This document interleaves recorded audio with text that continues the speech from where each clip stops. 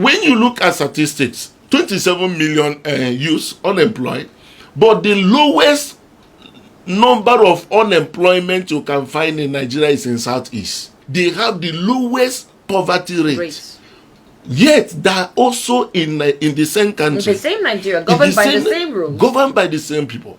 Now, when after the Biafran War, on the basis of what happened, all of their properties were confiscated. They were seized, and all of their businesses gone.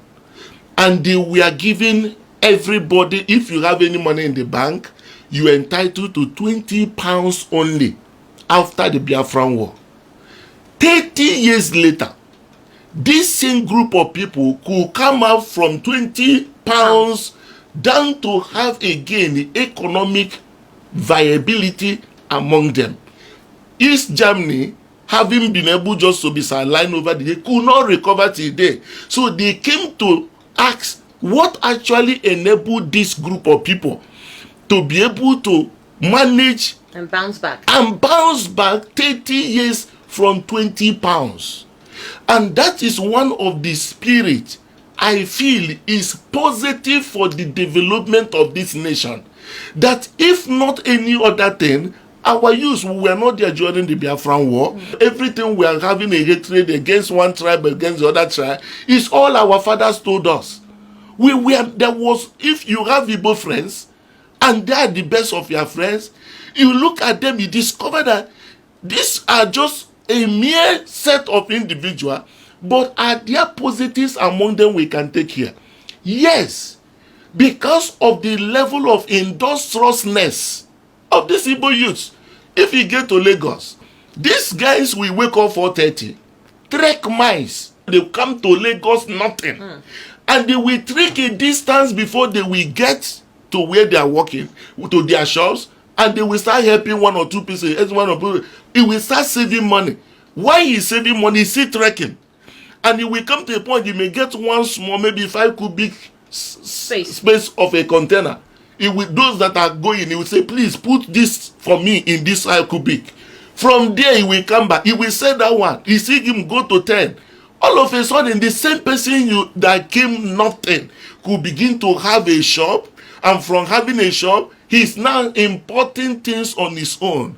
There must have been something positive about this generation that we need to study and take it alongside. If you look at in the north, I have one of my friends, a northerner from Bauchi. He told me that most of their communities don't have hospitals. That the hospitals that they have, it's those Igbo boys that we go there. They discover no hospital. They will say, what can the problem? Before we go and buy paracetamol and give to them. Another person will demand, he will go and buy 2. Small time he will open up a shop. So they now calling them doctors. That's how he told me that our doctors are those Igbo boys that are over there now, that are running the hospital like things for them in the north. It is a mindset. Do you know that as horrible as this Aba City Road is, that Aba City Road you see, they will produce shoe in that area market and be selling it in Senegal, in Togo. All those shoes you see in Senegal and neighboring African countries are made from Aba. They carry it, go and come back. I was shocked getting to know this. You get to Newi, you see every kind of machinery. They can produce those things. This is a positive, our nation. When you look at it from this tribal sentiment, it hurts me. It hurts me. I feel like crying anytime I feel that Nigeria is in a state of a need. Having people that I actually got admission to study biochemistry in University of Port Harcourt. Okay. I was not initially got medicine, and I then got medicine in UNN. Okay. But then I was spent some time in Uniport.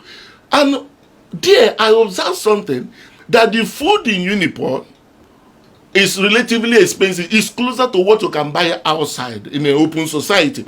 So it was more expensive. Only for me to get to UNN, And I presented 13 naira for them to buy, and they loaded food with fish everywhere. As I carried the food coming out, some guys here were looking at me and say, this guy, he don't arrive. See this big boy. My goodness.